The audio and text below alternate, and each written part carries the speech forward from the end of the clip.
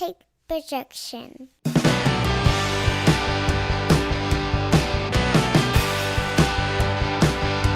It's Friday morning, and you know what that means. It's time for another episode of the Alabama Slam Podcast. I'm your host, Corey Hanna.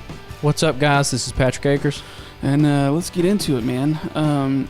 It's a little hard to follow up a week where you had a major pay-per-view and then turn around 3 days later and do Blood and Guts. So, you know, there'll be a little bit of a lull here probably this week. But then turn around and we've got Fyter Fest next week, which are usually pretty good shows. So, you know, not a lot to cover this week. The big news, it looks like all signs are pointing toward the actual release of Sasha Banks and Naomi from WWE.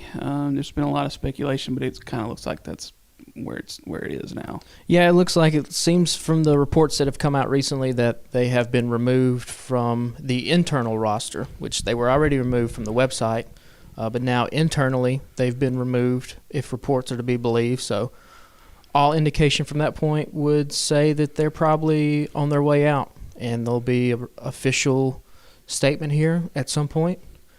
The Sasha Banks thing I'm not surprised with, just because it seems like she was probably on the outs for a while now.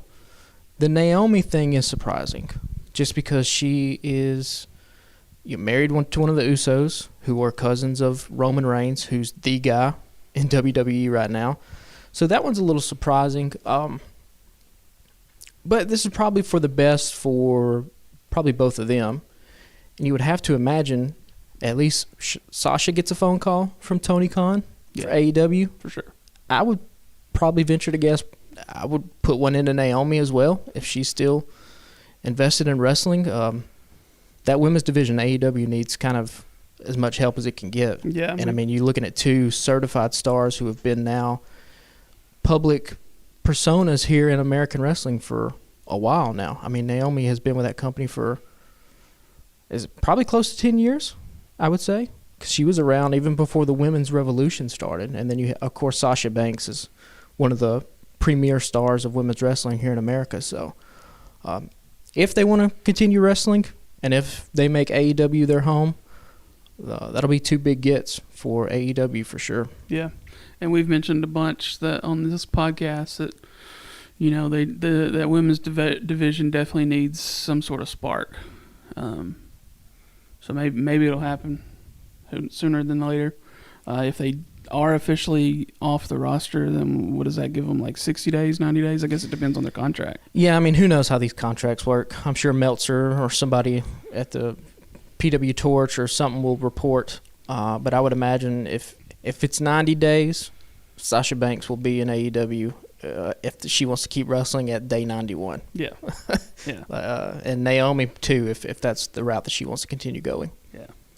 So I say let's move on into Rampage from last Friday. Probably the only thing that was major that came out of that show was the Royal Rampage match, in which Brody King was victorious for a shot at the AEW interim title, which is a little weird now, too, considering I read today that it looks like Punk's not going to be out for that much longer. So, yeah, and it's also weird in retrospect, seeing how that match went down last night on Dynamite, but we'll get there. Yeah. I thought the Royal Rampage was cool, though, with the two rings. It was pretty neat the way it was set up, yeah. There were some really good spots in there. Not really who I would have thought would have won, but, you know, you put a big dude like Brody against somebody like Moxley, and you can have a pretty good match, so...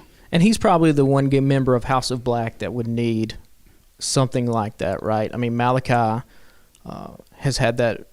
He had the program with Cody Rhodes. He's a made guy. Just his character work alone, his promos, he can get himself over. Buddy Matthews, we've talked about on this podcast what kind of fans we are of him. Yeah. Just his ability inside the ring. I mean, you're talking about a top 10 talent inside that ring with not only his physique and his physicality, but his quickness, his movement patterns, the things he can pull off between the ropes. So he's a made guy. Brody King has always been that guy that's just kind of he's the enforcer of the group, right? But he doesn't really have anything else outside of that. So for him to win it was a good call. Now, like I said, we'll get into the kind of befuddling nature of Dynamite's main event. But I will say for that Royal Rampage, I don't know if I've ever seen a spot where someone has been choked out over the top rope and hit. That was fucked up. That was a badass look, and it's something that you can play on all these promo packages, right? Like that's a big thing too when you're trying to build a star. Is that like, what are the images in these packages that we put to show who this person is? And I mean, man, kudos to Darby too. I mean, we've praised Darby over and over on this podcast for just how awesome he is. But that choke unconscious hitting the floor was a sick ass spot for sure. Yeah, that one. I mean, that was a good way to end it. And I hopefully we get this going forward. I like this blood and guts followed up by this Royal Rampage that has some implications to it. Now, is it always going to be an implication for an AEW title spot? Like, who knows what that is? But if that'll be the case. But I'm digging the 2 rings Royal Rampage followed up by blood and guts. That's a cool little thing they need to keep going. Yeah. So I say let's get on into Dynamite and keep this thing moving. One thing I do want to talk about was there were several mentions last night of rankings and wins versus losses. Yeah, so they keep going on this stupid bullshit again. Yeah. So that'll come into play sooner rather than later, and as we start rolling down the list of things that happened last night. So keep that in the back of your head. They have to know that it's stupid at this point, right? They have to, and we'll get there. But I don't know. We'll get there. So the first off, they came out hot with the TNT Championship with Wardlow versus Scorpio Sky. Went the way that I hoped it would. You know, you mentioned last week that they might keep it on Scorpio because it was a street fight, but there didn't seem to be much of that happening last night. He did get the low blow, kick to the nuts on Wardlow pretty early. Wardlow stumbled around for a few minutes with that, but then pretty much mopped the floor with him pretty quickly last night. Got a huge pop. Crowd fucking loved it. You know, I think he'll hold the title for a while instead of it bouncing around from person to person every other week. I kind of hope that's the way they go with it at least. But it was nice to see them put that on him. Yeah, it needs a steady hand at this point. The match was just so-so. Yeah. I mean, they get credit for the long-term storytelling and the booking they've done here, but the match was just kind of subpar. Yeah. And I think that's probably the overall theme of Dynamite as a whole this week is just kind of subpar. I did think it was funny. If you tell me if you picked up on this at the end. So Wardlow wins. They do the thing where they give him the title. The confetti shoots off. But they had so much confetti that you couldn't see Wardlow at some point. Did you pick up on that? Yeah. I'm pretty sure I saw the ref, if it was Remsburg, whoever the referee was, tell Wardlow that, like, hey, you need to get out of the ring. Yeah. Because literally you couldn't see him, either in the master shot or in the up-close shot. Yeah. Because, like, once he got past a certain point in the ramp, it just stopped, and he was, like, out in the clear. Yeah, and then they did the pyro, which I'm sure they were probably always going to do the pyro. But, I mean, he didn't stand on that top rope but maybe for 5 or 10 seconds. Yeah. And literally the confetti just came awash and blocked out everything to where you couldn't see him. But good for Wardlow, man. Like, he's got an opportunity now here with this TNT title. You and I both think he's a main eventer. Yeah. But now it's the time to really prove it. And so if he can take this thing and run with it and elevate it and have really engaging storylines and really banger-ass matches with dudes all across the board with different kinds of styles, that's only going to help AEW, and it's only going to help him for sure. I'm also digging, we've seen so many guys wear singlets that pull the straps down, at the end. Yeah. I've always made the joke that, like, the pulling of the straps down unlocks, like, another power level or something. I don't know that I've ever seen a guy that has had the combination of the straps and the hair in the bun and the ponytail that he then pulls off. I'm digging that look for him when he pulls off the hair and it just starts going wild. That's a really cool look. One thing I'll ask you, do you think the Powerbomb Symphony has run its course? Because the more matches he goes, he was doing the Powerbomb Symphony up against, basically jobbers. But as he's going forward in this TNT title scene, there could be matches he has up against Darby. There could be matches he has against Miro or something like that. Is the Powerbomb Symphony hitting it over and over and over, is it kind of anticlimactic? I don't know that it has lost any of its luster yet. I mean, maybe in the long run it could, but he's still hitting the hell out of them. But my worry is that it's going to hurt the other person. Yeah. And not hurt them in a physical sense, but hurt them in terms of a booking sense. Sure. Like Scorpio, he can take a lot of Powerbomb Symphonies at this point. I think he took maybe 3 or 4 last night, because this is basically the coronation of Wardlow. Yeah. They've been booking since really he's been in AEW. But, I don't think you want Darby being knocked down a peg in that kind of way. Yeah. You certainly don't want a guy like Miro being knocked down a peg in that kind of way. So, I like the Swanton. I like the Swanton going into the Powerbomb. We've seen guys, Shawn Michaels would hit the elbow and then hit the sweet chin music. So that's a nice little addition to his game. I thought that was cool yesterday too, because somebody had released an article. I don't remember who. There was probably a couple places that said, the headline was Wardlow wanted to be Jeff Hardy when he grows up, when he grew up. And then I texted you and was like, dude, did you see that? And then a lot of height on that Swanton too. Yeah. To be that big of a guy. And you mentioned you thought that he had probably done that before, but I can't remember it. I think he's hit it before in AEW, but never in a kind of moment like that. Well, yeah. So yeah, the Swanton is a nice little touch to his moveset, but I don't know. I'm on the fence now about the Powerbomb Symphony. I don't know if we want to end some of these matches on a kind of note where somebody just takes 4, 5, 6 of them. Yeah. Because it is a little bit of a letdown, or it will be a little bit of a letdown, I think, going forward when he gets involved with more guys who are higher up on the card. Yeah.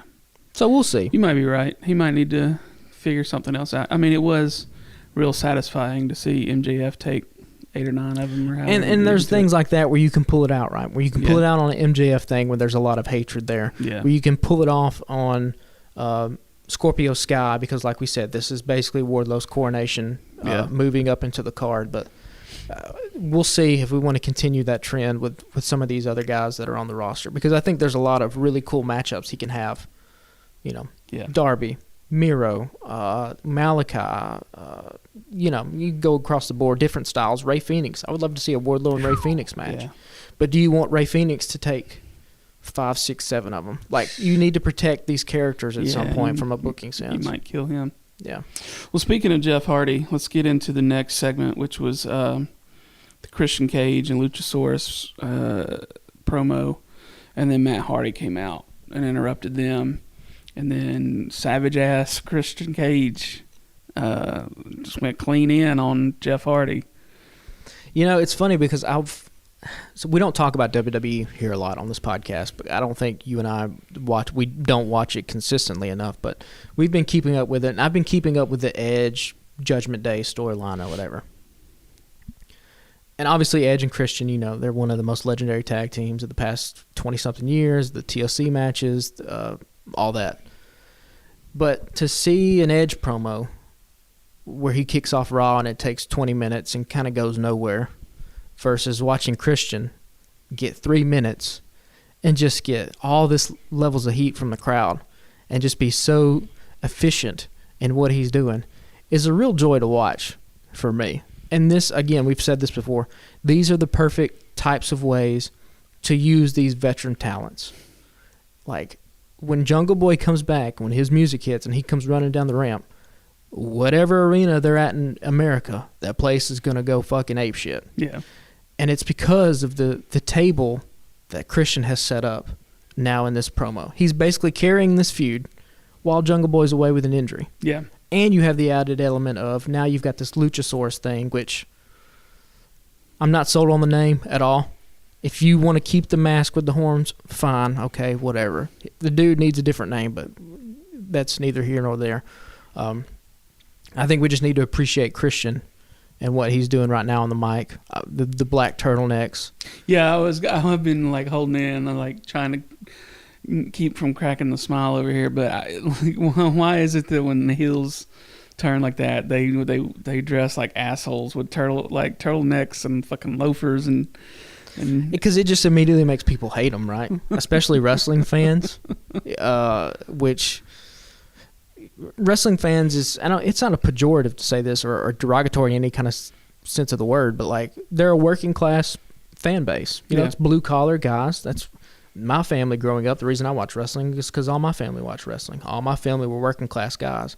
And so when you see a dude in a nice jacket, in a turtleneck, and you already know that you're supposed to boo him, it just gives, like you said, a nice little touch of asshole on his character there.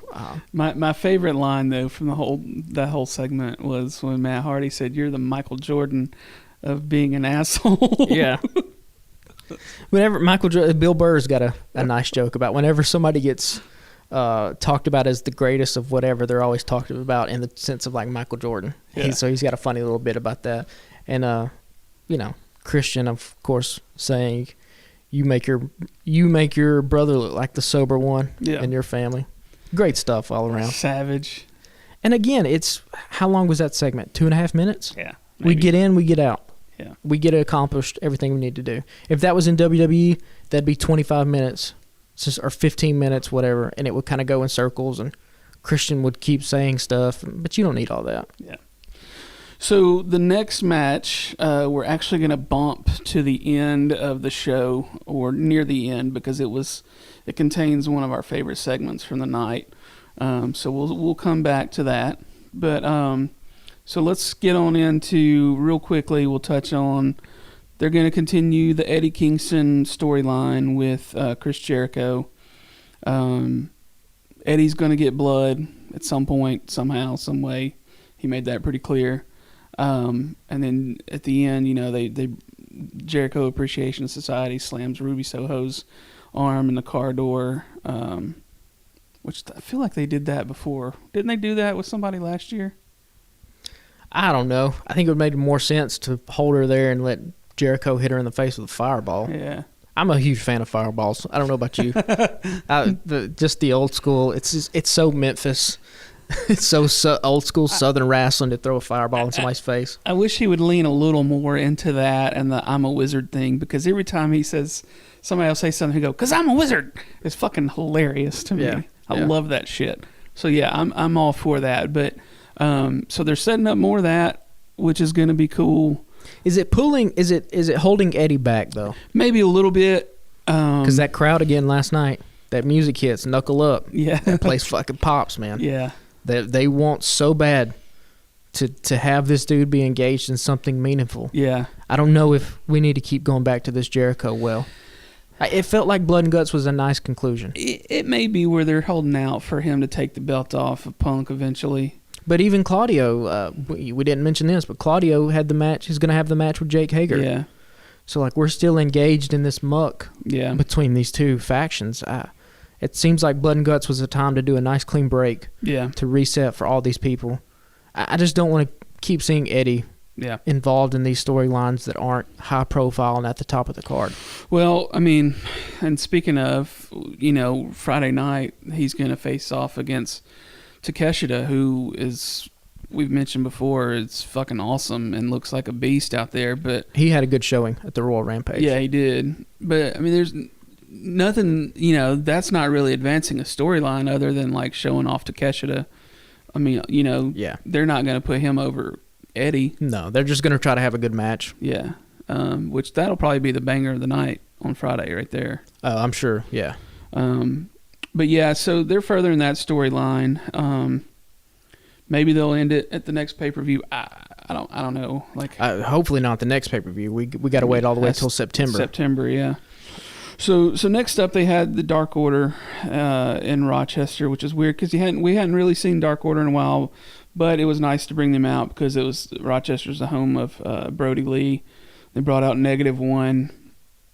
Got a nice reaction from the crowd, but they made a point to say that there were 6 members still left and that there will still remain in AEW.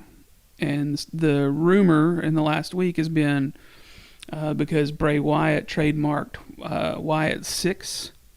It looks like that, and people were like, oh, that's a number. He's going to come in as number 6 in the Dark Order, et cetera, et cetera.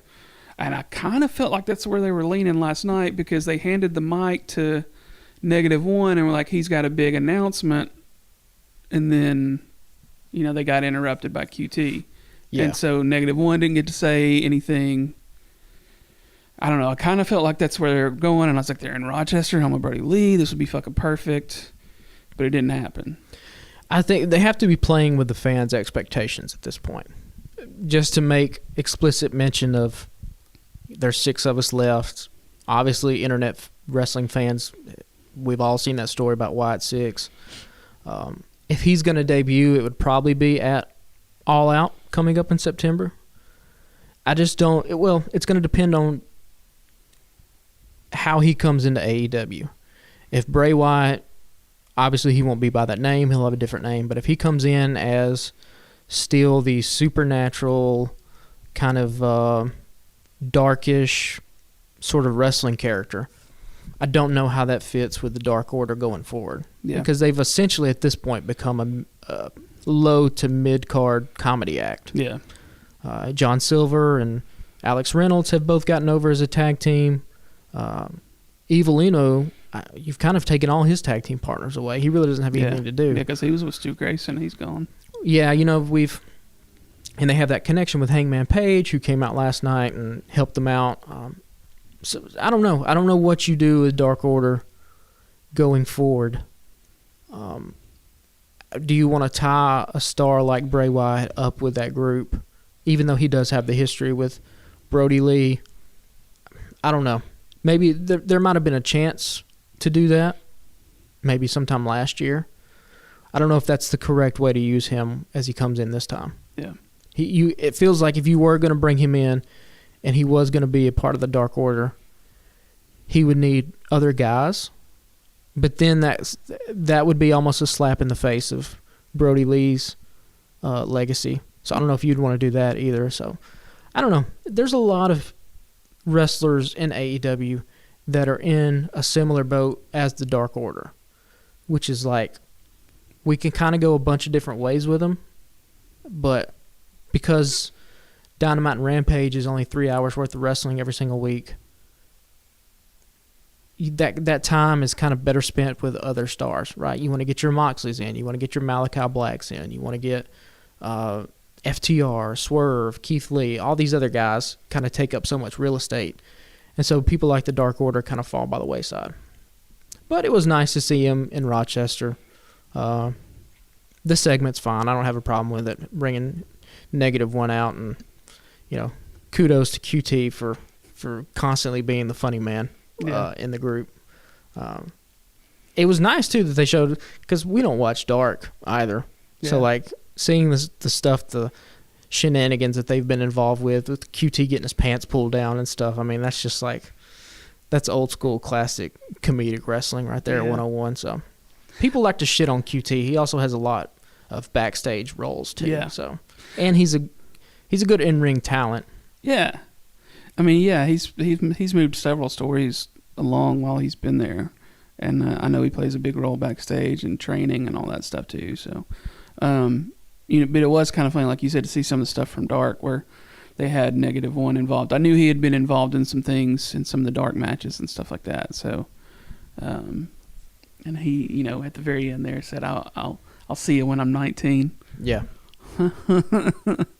So we'll see what shakes out there. But I mean, if he's got a quarter of his father's talent, he'll be in good shape for sure. So. I was going to maybe skip over the part about the Gun Club turning on the Acclaimed, but you wanted to speak on that a little bit.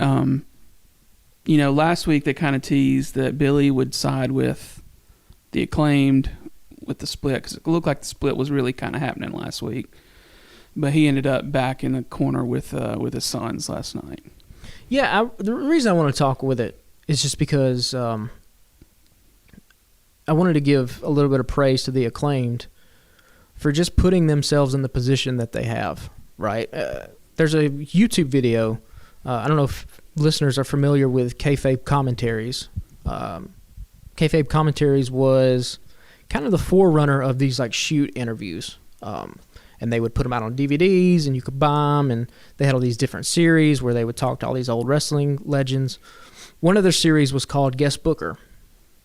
And basically the plot of it was they would get these old school wrestling minds in a hotel room and kind of give them these imaginary scenarios, and then have these bookers book a year of the territory or what have you. One of the ones I've watched recently was Gary Hart, who was the booker of World Class Championship Wrestling down in Texas when the Von Erichs and the Freebirds and all those guys were running around. And he said something really insightful, because I'm a nerd about in the weeds storytelling, how wrestling is kind of put together. He said, my booking philosophy was I never pushed anybody. I would just put these people in a position and then see how the crowd reacted. And you get kind of a live response from the crowd. Okay, this dude's doing something. He's connecting. Let's give him a little bit more time. Let's give him a little bit more shine, see what he can do. This guy, not really connecting with the fans. Let's kind of pull him back. And so that's really interesting to think about in terms of applying that to the Acclaimed. Because really, the only thing that they've gotten is Max Caster's rap when he comes down the entrance. Which is also funny as shit to me. Every time he comes out and JR will just go, listen. Yeah. Listen. Yeah, listen, yeah. It's great. And that's a very small amount of time, less than a minute. And these guys, Bowens and Caster, have taken this ball and they've just ran with it. And they've become one of the more popular tag teams in AEW. I mean, that's why they turned babyface last night, because they've been acting as heels, but the crowd hasn't been responding to them as heels. The crowd has ate it up. Yeah. So I like and when his raps are funny as shit. They're not good. They're not timing wise. Their performances are terrible. But he's always funny as shit. He's always funny, and it's always something where people pop off on Twitter like, "Oh my God, can you believe what he said?" Yeah. So I like in wrestling when these guys who maybe weren't put in these big time positions, they weren't booked in main events, they're not headlining pay-per-views, but they just kind of slowly over time get the fans on their side, and then you have what the Acclaimed have turned into. And so I'm excited what happens next. Their momentum has been cut short. Anthony Bowens has been injured quite a bit, but still they've kept that momentum. They've figured out how to continually stay over. And so last night you saw it. I mean, I saw people on Twitter that were like, man, I didn't know I'd be that emotional about Anthony Bowens trying to do a last scissor me daddy to Billy Gunn as he's looking up to him, So it's fun, and you need these kind of different personalities in wrestling. You need serious stuff. You need kind of quirky stuff. You need funny stuff. Yeah. And two, size-wise, Bowens and Caster, they're both believable, as they look like they could kick your ass. So, I don't know. Just that little amount of time in that program. And I like the Gun Club, too. I think they have a lot of potential. I think Austin, who's the smaller one, is cut right from his dad's cloth, man. I finally paid enough attention last night to be like, okay, Colton has the long hair. Yeah. And Colton is a little bit more raw, I would say. Austin, man, listeners out there, next time you see a Gun Club match, just pay attention to his facials. Pay attention to the way he moves in the ring. It looks so much like his dad. And you can tell that they're going to be huge stars in their own right, both of them. So I'm happy to see the storyline. I'm engaged in it. I've been engaged in it from the beginning, and now we have another turn in this story last night with Billy Gunn, who still is fucking my good God. Yeah, he might be. He might be the biggest human on the face of the earth. He fucking tossed the Acclaim across the ring like they were fucking rag dolls. Yeah, last night. Yeah. Satnam Singh is probably the biggest dude on the AEW roster in terms of, height. But I don't know. If it was between Satnam Singh and Billy Gunn, I think I'd put my money on Billy Gunn kicking that guy's ass. So, I just wanted to do a little briefly mention that because it's been fun to watch their rise from really kind of out of nowhere to what they've become. Yeah. So the main event last night was Moxley versus Brody King for the AEW interim title. Which William Regal kept insisting was the AEW title. I don't know if you caught that or not. Again, they brought JR out for commentary, so I kind of tuned the commentary out. He's just, it's not there at the main event level. He called Brody King Brody Lee at one point. And then he said something like belly button to the sky.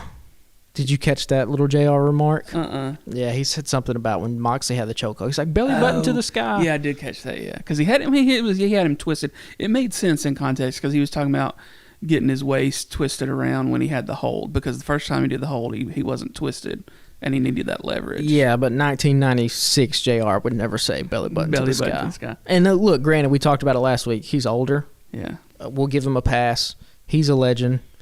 I just don't know if we still need to have him on the commentary booth. Yeah, I mean, it was, gotta love JR, but it was a lot cleaner of a show in the first half, commentary-wise. And it's always hard to walk away.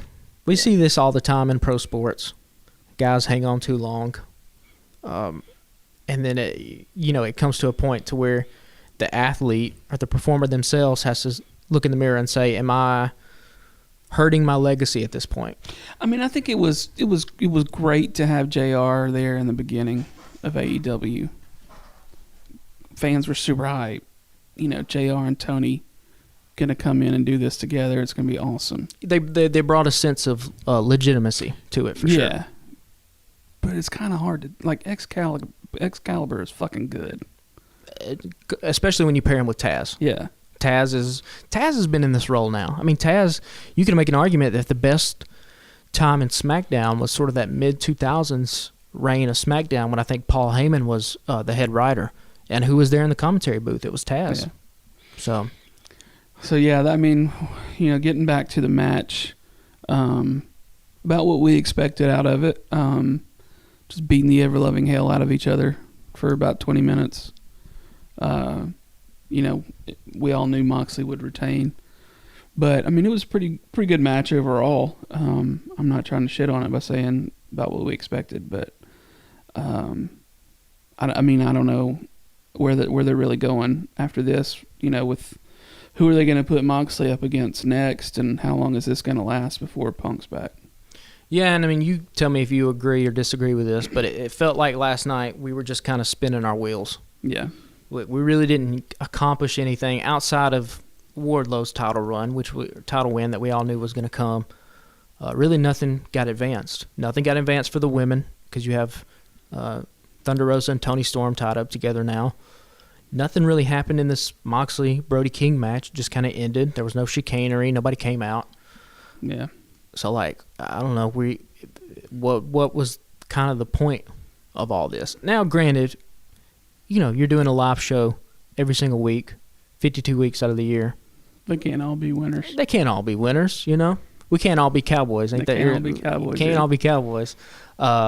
Shout out Counting Crows. So, and I mean, you came off of, we've really been spoiled here leading up to Forbidden Door. I mean, there was a month of really great Dynamites. So, every once in a while you're going to have something like this, but what you hope and what AEW has delivered on in the past, which I think they missed last night, was that even if the storylines aren't there, the in-ring work has always been solid. Yeah. And last night it just really, it wasn't really there. Yeah. You kind of had a lot of guys that just weren't clicking on all cylinders with each other. Yeah. Yeah, you're right. I mean, we didn't mention this match earlier, but you can usually rely on Penta to put on a good fucking show. But there wasn't much happening there with that. I mean, match they were last night. him and Roosh. They were stiff. Yeah. But it's nothing. It's not like that Rey Fenix Andrade match from a few weeks ago. They didn't come close to that level. So like I said, they have a lot of injuries right now. Bryan Danielson's out. Punk obviously out. Kyle O'Reilly, Jungle Boy. MJF is not on the show. You got a lot of big names. Did you say Adam Cole? Adam Cole's hurt. Yep, even forgot about him. So, there's a lot of these guys that are just off TV right now. And I didn't realize, I did read this morning that Danielson is a concussion.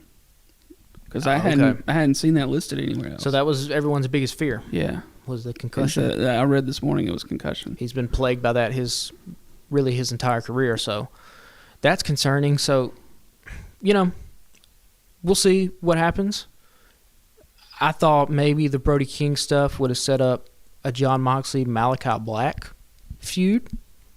And even last night, they ran a promo pre-tape segment kind of in the middle of the show where really Malachi Black took up the brunt of the promo work, where he was talking about how he'd envy John for what he's about to experience and all this stuff. So I thought maybe Malachi would have come out at the end or something, but we really didn't get anything. So I don't know. Yeah, they were also short for time, so it makes you wonder if they had something planned and they just had Well, that's another fucking thing. It's like, let's get this shit under control. I didn't even see the end of the match. Yeah. Well, on my DVR, I had to go find it on social media because we've now had Dynamite for 3 years and we can't time out a show properly. So, yeah. So let's get on to our favorite part of the evening, which was after the Keith Lee and Swerve versus the Butcher and the Blade. Ricky Starks and Powerhouse Hobbs come out and just start yelling at Keith Lee and Swerve. What you said earlier was probably the best 45 seconds of the entire show. It's that little 45 seconds. If you want to distill down everything that I love about when a pro wrestler gets on the mic and like the style of promos that I like, it's that 45 seconds of Ricky Starks. Yeah. And which Powerhouse set him up pretty nicely because we called him a trick-ass bitch. yeah. But like Ricky said, there's levels to this. And right now, I mean, I'd put MJF, I'd put Jon Moxley, Punk. Ricky's up in there in that level on that mic work. I mean, every time he gets a mic, like I just find myself busting out laughing just because his turns of phrases, his charisma, the way he carries himself. And then last night when he just gave that Ric Flair type of intensity where he's about to rip off the shirt and he's like, I'll beat your ass right now. And then he starts running back up the ramp. Like, everything about it is just great. And going back to the point that I was trying to make about the Acclaimed is like, Ricky had 45 seconds. Yeah. And here you and I are. Make it work. That are talking about that 45 seconds is the best thing that happened on the show. Yeah. And like, we're not the only ones that said that. And now with all these guys hurt, this is the time to let guys like Ricky Starks really be put in a position to see what they can do. I think Ricky's a main event level talent. Yeah. His music is fucking great. His walkout music.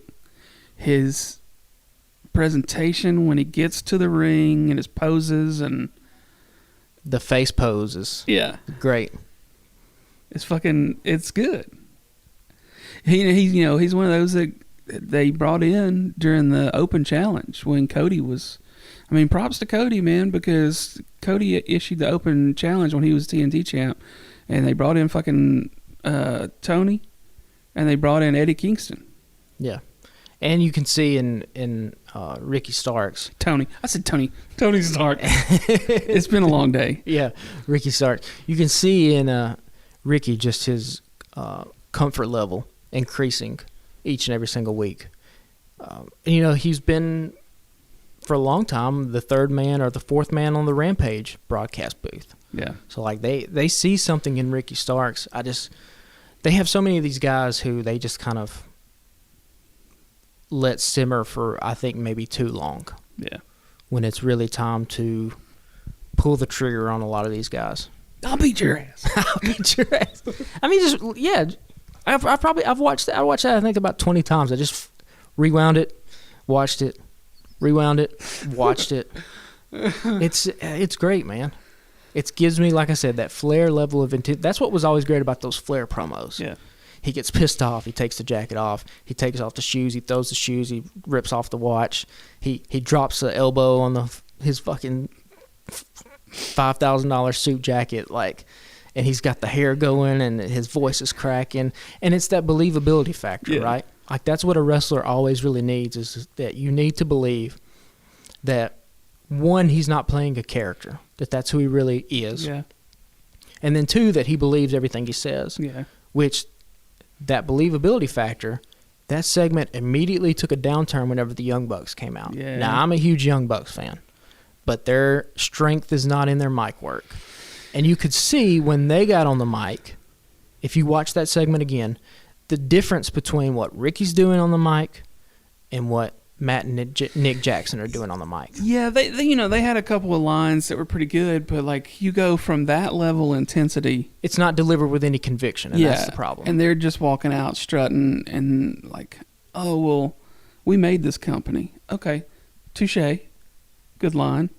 He's like, you sit at the table, but we fucking create whatever they said, Good, cool. Also good line, but like there was no conviction with it, right? Coming off of I'll beat your ass. Yeah. And you untucking his shirt, just the whole thing, like you said. It's the levels, man. The fucking shoes are flying. The shoes are flying. Yeah. You get that from him, and that's what all the greats have always had. Even guys like The Rock, yeah, right, who give these catchphrases. You always felt like that's who he is. He's just a quick-witted smartass.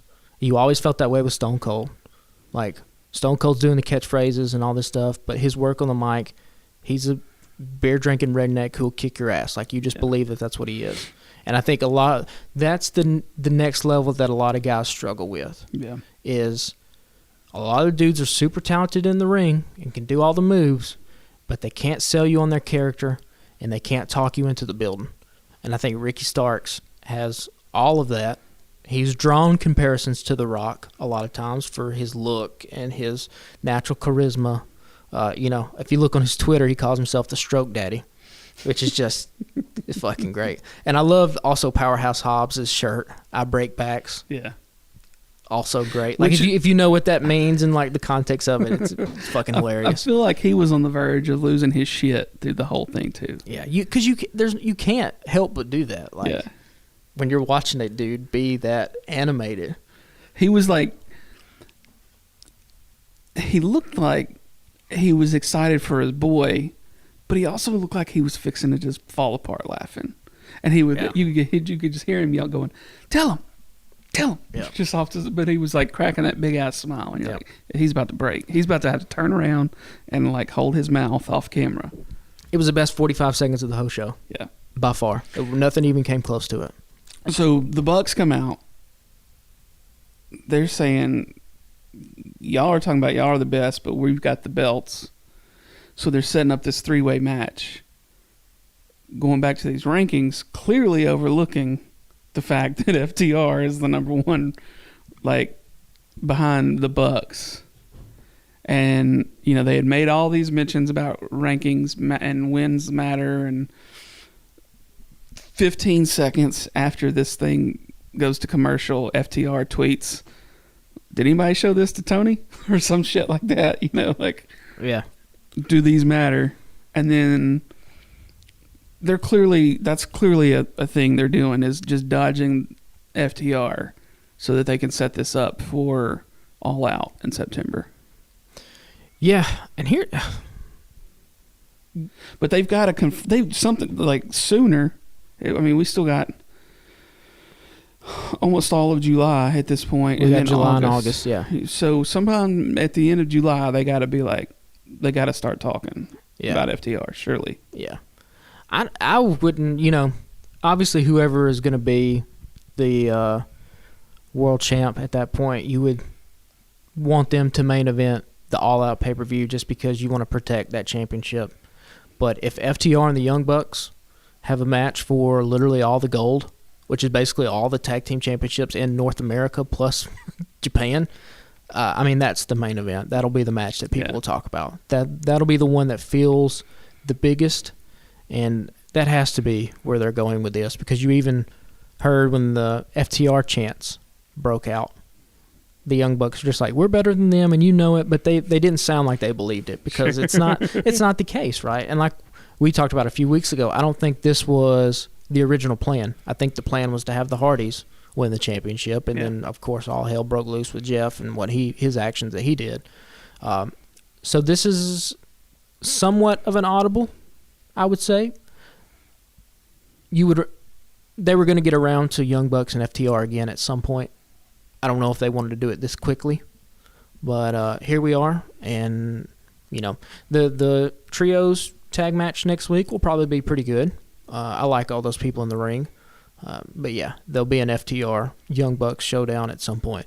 And FTR called out the Briscoes for the next Ring of Honor pay-per-view, which, if it's anything like the last match they had, it might be, FTR versus the Briscoes might be the number 1 and number 2 rated tag team matches that have happened in America in quite some time.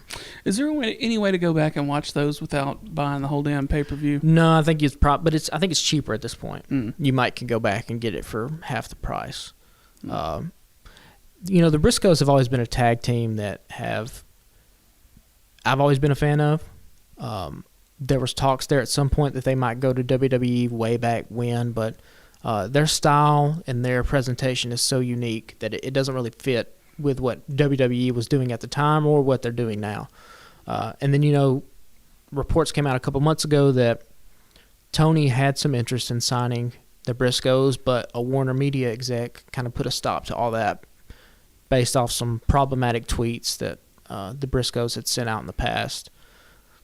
Maybe Tony has convinced the anonymous executive to let the Briscoes be on TV.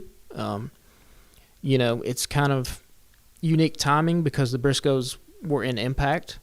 They won the Impact titles and just kind of immediately dropped them, so they're no longer the Impact champs right now. So it's kind of peculiar timing with what has happened with this new Ring of Honor pay-per-view and FTR calling them out. So maybe we get the Briscoes in AEW before the end of the year at some point. And if they do, you would have to then make the case that this AEW tag team division is really one of the best tag team divisions of all time. Because WWE has never really put an emphasis on tag team wrestling. Vince has always used tag team wrestling to then break off somebody and make them a single star. Shawn Michaels being an example, but there's tons of others. AEW is about tag team wrestling. FTR, Dax, and Cash have said they have no plans ever on breaking up. So tag team wrestling has been a big deal in other parts of the world. It's never really been that big of a deal here in North America. Yeah. But, this division is on fire right now with all the teams they have. Yeah, it's hard to be, we were talking about rankings earlier. In the top 5, you've got FTR, Swerve in Our Glory, Butcher and Blade are top 5 now. Blade's fucking ripped, and Butcher lost a bunch of weight, got injured last year, lost a bunch of weight, muscled up, and then I think even Silver and Reynolds are number 5, maybe. I think Butcher and Blade are number 4. You got the Acclaimed, you got Gun Club. Yeah, fucking Best Friends are still out there. Best Friends, yep. It's a pretty heavy division. Just having FTR and the Young Bucks there is the top 2. Yeah.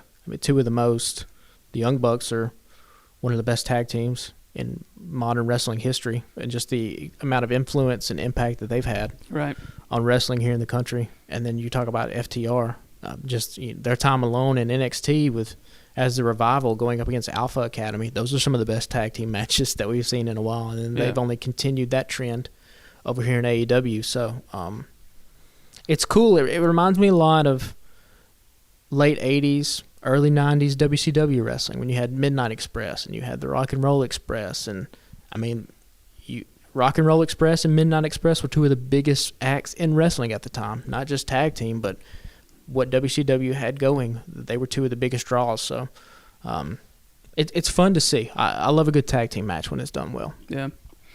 Well, this is not something we have done in the past, and we just kind of talked about it yesterday, but maybe doing something a little different near the end of the show, doing a top 5 list. And you mentioned maybe let's just come out with the top 5 all-time wrestlers. Yeah, so you give me your top 5 of all time before I...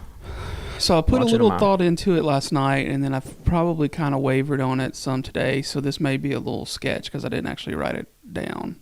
So I may be making some changes as we go. But number 1, I'm going Stone Cold.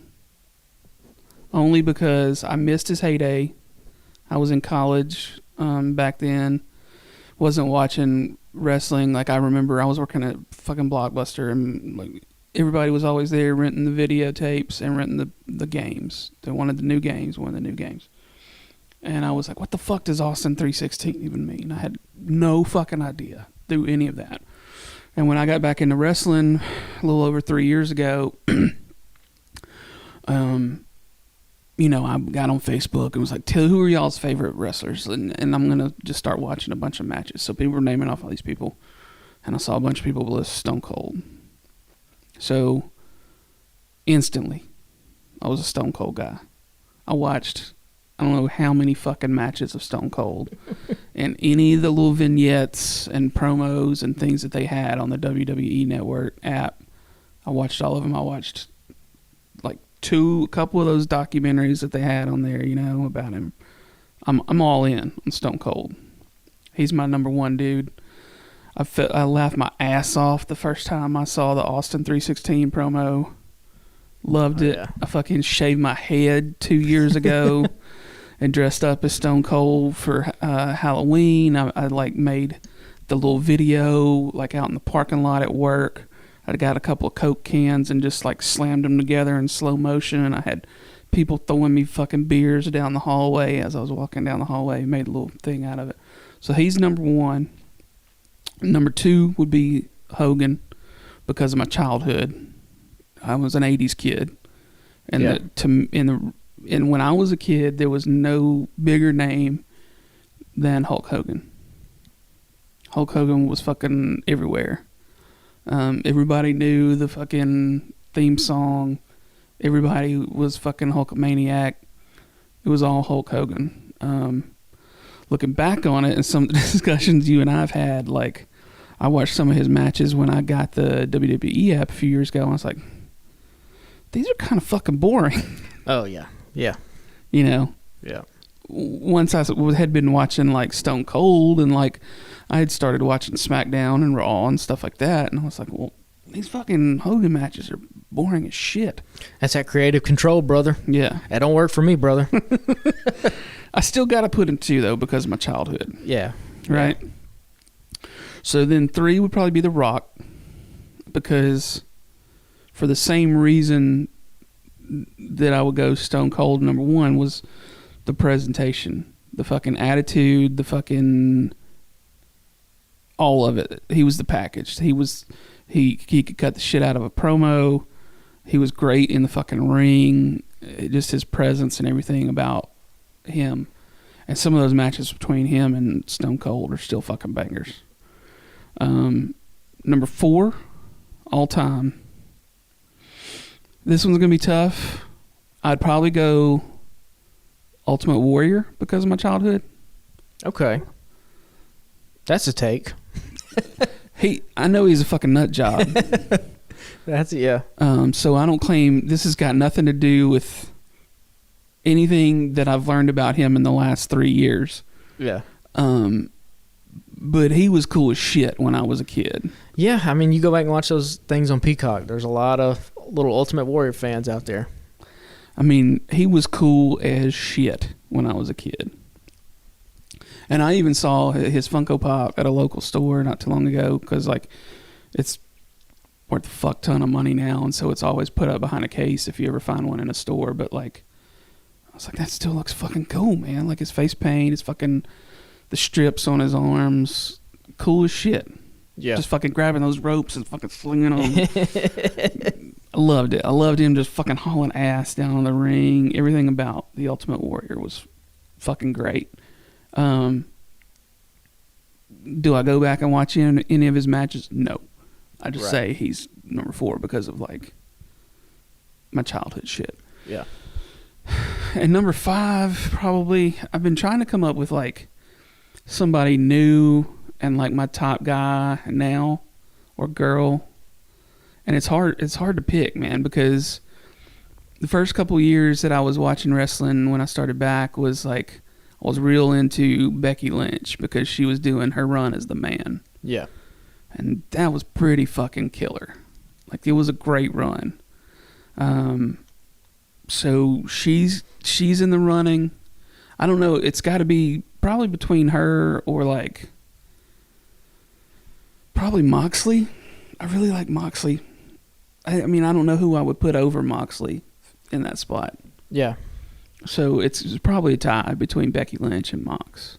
And so your greatest of all time kind of ties into like your favorites. They're of my all time. favorites, Okay. more so than greatest, because Yeah. I'm not a historian or like, I'm not a student of the game.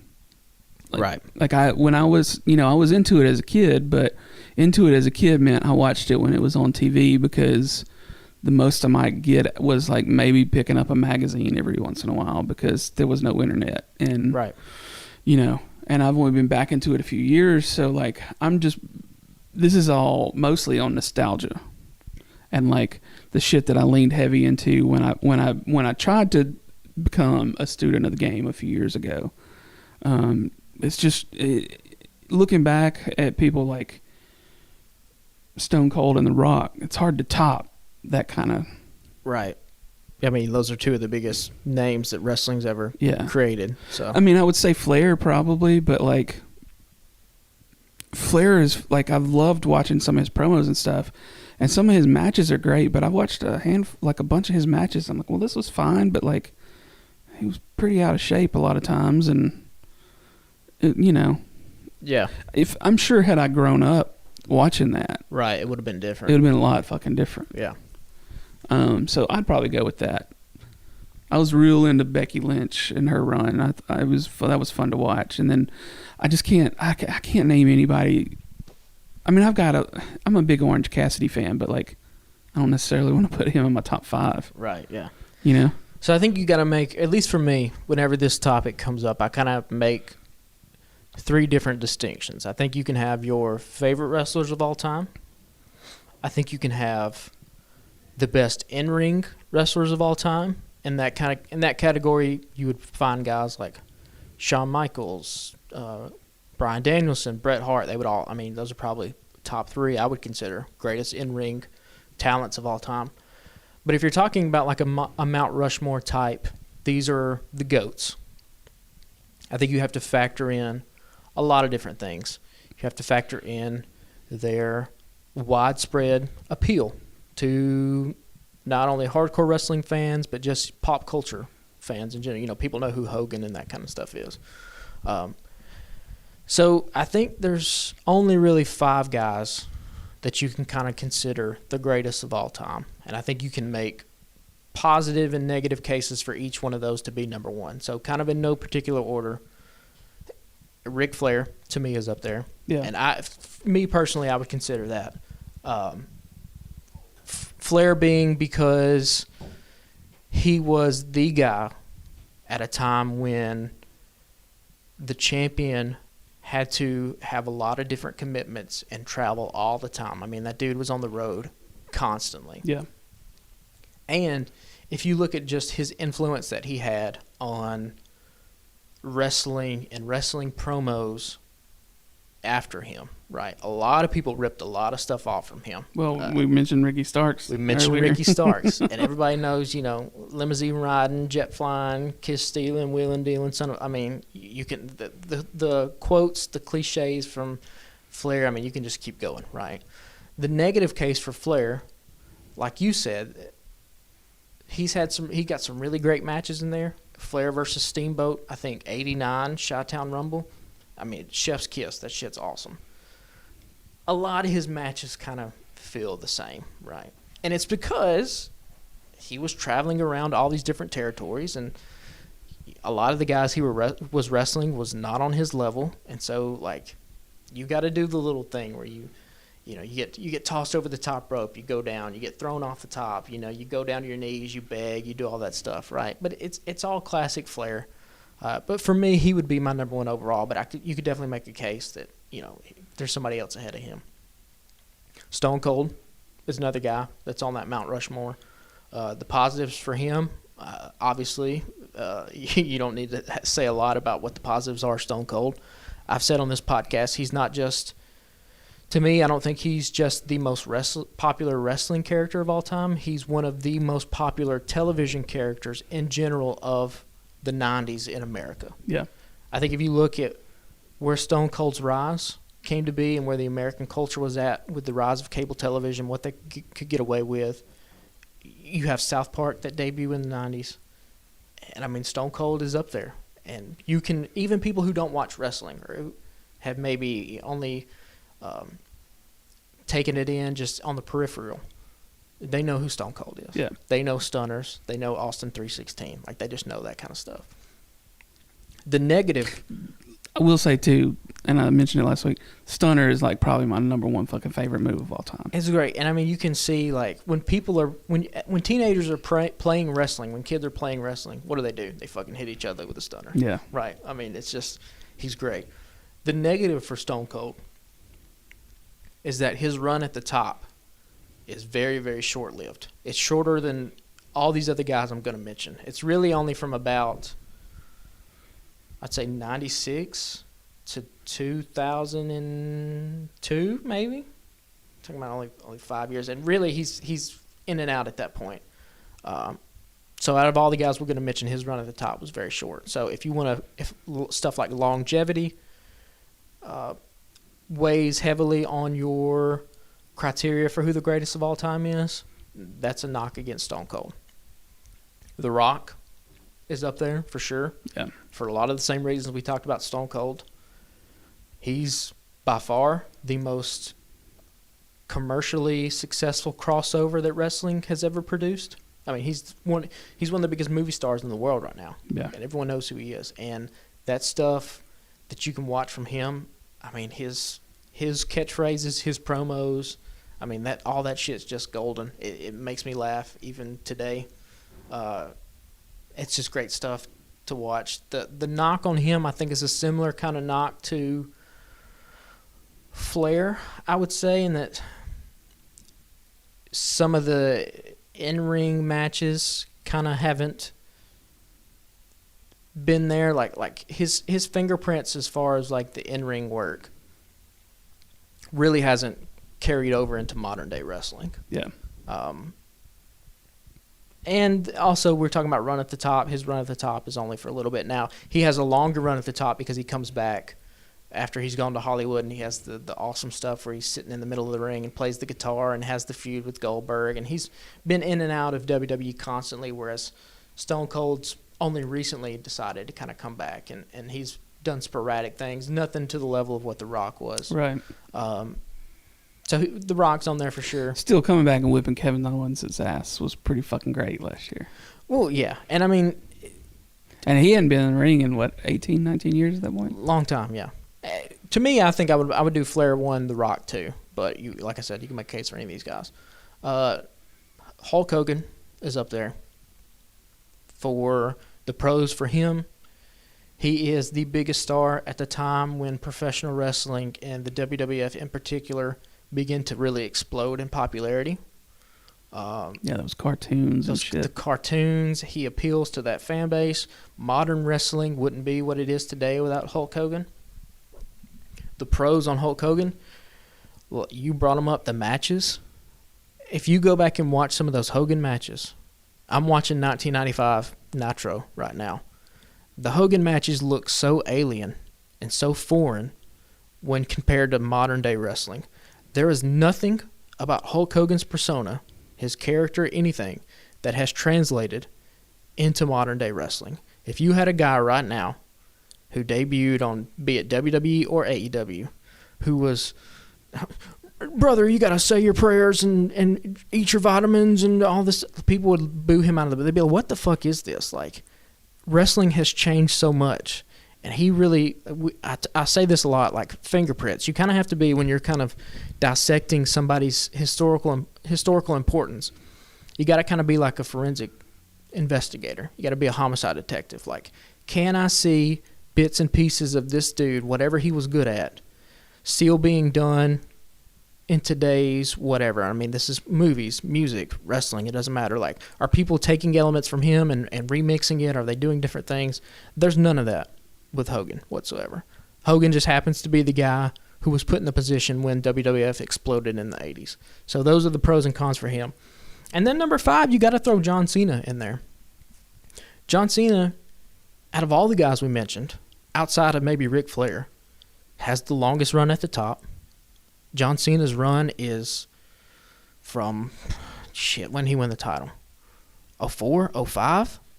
To really only his run stopped a few years ago, maybe 4 or 5 years ago. Yeah, it wasn't that long. That's a long ass time, and he is the main guy at a time when WWE goes global, right? They go public at a time when John Cena is the star. They go into all these different foreign markets when John Cena is the star, and people like to shit on John Cena's ring work, but there's a lot of really awesome John Cena matches in there. He's way better in ring than somebody like what Hogan is. But the con for him is that he is the main guy at a time when, and this isn't unfair to his contemporaries, but the cupboard was a little bit bare in terms of star power when John Cena was the guy. I mean, you had Edge was up there. Kurt Angle. But you didn't have the roster in WWE at the time wasn't what it was back in the 80s, and it wasn't what it was in the 90s when Stone Cold and The Rock were on top of the card. So you can make an argument that like John Cena is just the guy because there's kind of nobody else. Yeah. There's nobody. Hogan had Macho Man. I mean, you want to talk about Andre the Giant. You want to talk about guys that are just outside the top 5 for me. I mean, Macho Man, you could make an argument. He's 6. I almost went with Macho Man. Yeah, and there's nobody like that in John Cena's. I feel like I needed to get somebody kind of modern in there. So that's the knock against John Cena is just that, was he the guy just because there was kind of nobody else? I don't think that's disrespectful to say, and I don't even know if I would make that argument per se, but if somebody out there were to make a compelling argument like that, I could see it. So to me, those are the top 5 when you're talking about greatest of all time. If you're just talking about the totality of their careers. Now, none of those 5 guys are my favorite wrestlers. Guys like Sting, Kurt Angle's probably my favorite wrestler of all time. And we'll probably get into kind of, hopefully maybe at some point in the podcast, later episodes, we'll kind of talk about career retrospectives on some of these guys. Because I think Kurt Angle is a really interesting guy to bring up when, again, we're talking about fingerprints on the business. You see Kurt Angle, he's in Bryan Danielson's work. He's in Kenny Omega's work. Those Kurt Angle matches still, to this day, like the match he had, WrestleMania 21 against Shawn Michaels. I didn't watch many of his. Kurt Angle's been a guy that I think has been criminally underappreciated. And, again, in terms of the in-ring work, because that's really what you have to go on, right? A lot of stuff changes. Culture-wise, stuff changes. The types of characters that become appealing to generations. That's why somebody like The Undertaker is such a unique character. It's just because he debuts in the 90s as this supernatural guy and really takes that character all the way through to his entire career, and nobody really calls bullshit on it at all. Like, everyone's kind of down with it, that he's this kind of supernatural wizard. So, and I mean, that's just a testament to Mark Calloway and his brilliance and his talent as a professional wrestler. But hopefully we'll kind of talk about some of those guys. But yeah, to me, I think those are the top 5: Flair, Hogan, Cena, Stone Cold, The Rock. But I would love to hear from the listeners out there who they think the top 5 is, and if listeners out there have the same kind of criteria that I do. They could be a lot like you, where they just say, "Hey, I think the greatest of all time." I don't put a lot of emphasis on who was the main guy at the time, because really you can chart American wrestling from the 80s through John Cena as those 5 guys, right? Yeah. Those are the dudes that were on top. Yeah, and I think I've mentioned this before, but when I was a kid, it was all about WWF, and I remember seeing stuff about Ric Flair and hearing about how awesome he was, but I was like, he's not in WWF, then who is he? He's like minor leagues. That's the way I thought. I looked at it because I didn't know any fucking better. Yeah. I was like 7 or whatever. Yeah. But I mean, you can draw a straight parallel from Ric Flair to guys like Conor McGregor, guys like Floyd Mayweather. Like, this idea of like this rich, egotistical guy. And in terms of all those dudes, The Rock, Stone Cold, Hogan, he feels the most modern in a kind of way. Like, I don't necessarily know if Stone Cold debuted today, if that character would still kind of work. Yeah. In terms of the beer drinking, the flipping off. Maybe it still would. I mean, a little bit. People get behind. Hangman doesn't flip everybody off and doesn't have that fuck you attitude, but, And he hasn't really even leaned into the beer drinking stuff in a while. Yeah. He's kind of gotten away from that a little bit. Yeah. I guess my point of that is like you see a lot more flair in a bunch of different wrestlers today than you see a lot of Stone Cold in a bunch of different wrestlers today. True. So Flair, even though he's at his really rise is from the 80s into kind of the mid-90s. By the time the mid-90s rolls around, WCW, he's kind of not a shell of himself, but he's not what he was in his prime for sure. Will y'all holler at us on Twitter? Yeah, let us know. We're at Alabama Slam Pod. We're also there on Instagram, but it's not as conversational over there. Somebody's going to have some takes on what we said for sure. Just let us know your thoughts on that, and let's get into what's done up real good for this week for you. So I'm on Audible. I like that service. I love audiobooks. I recently downloaded Matthew McConaughey's memoir, Green Lights, and was listening to it the past couple of days. It's like it's part spoken word. It's like part intensity of like a sermon from like an old school Baptist preacher. There are parts in it, and I'm sure that like if you were to actually read the book, these parts wouldn't feel kind of messed up or like out of place in any way. But like he'll just be going through and reading the book, and then he'll just pause and he'll just drop a bit of wisdom in the middle of it, and he's like, they completely like recorded it at a separate time, which it kind of has the intensity, like I said, of like a preacher. So it's great. If you like Matthew McConaughey and like audiobooks, I mean, this dude he's doing 7 hours of basically just a performance. Oh yeah, he's on one, and the stories he tells are just, I mean, talk about it, just a Southern dude with like some crazy ass stories. Some of his shit in there is just make you roll over on the floor laughing, and so it's great. Green Lights out there is what it's called. I would probably recommend the audiobook. I think it's a much better audiobook experience than it probably would be actually reading it on the page. So gotcha. So my done up real good for this week is Stranger Things. The second half of the season came out Friday, and I'm going to tell this to the world. I was stone cold sober when I started it, right? Right. Got home, turned it on, watched part of the recap, stopped the recap to make my wife watch a TikTok that I had just sent her 30 minutes before that. I was like, did you watch that yet? No. We'll watch that real quick. So go back, finish the recap. I go back to the main screen, and I see the thumbnails, right? So the thumbnail for episode 8, there were only 2 episodes, so it was 8 and 9. Thumbnail for episode 8 looked like a thing that had happened at the end of the previous part of the season. So I clicked on the thumbnail under that. My dumb ass queued up episode 9, sober. I started drinking when the show came on, right? Yeah. We get into it. My wife goes, hey, why is that happening? I thought they were somewhere else. I was like, shit, I don't know. I was like, it's been a few weeks since we've seen the last episode. It wasn't in the recap. I said, I just don't fucking remember. 20 minutes go by. Well, what about them? Why are they there now? Yeah. I said, baby, I don't know. And then the fucking thing ends, and I was like, okay. So I go to watch the next one, and it was like, wait, there's no more. And I look up, and I could see like the red status bars and the icons. Yeah. And I was like, hey. And I point to her. I was like, remember when you were asking me those questions? I was like, there's episode 8. And at this point, I'm drunk because the fucking episode 9 was like 2.5 hours. Oh, yeah. It's goddamn. And I was through. Fucking War and Peace. Yeah, I was through 2 full glasses of whiskey. Yeah. And I was like, all right, so are we going to watch episode 8? And she's like, well, I'd kind of like to know what we missed. Yeah. So all throughout it, we're looking at each other like, well, that line makes sense now. Yeah. So either way, I still really fucking enjoyed the ending of this season of Stranger Things.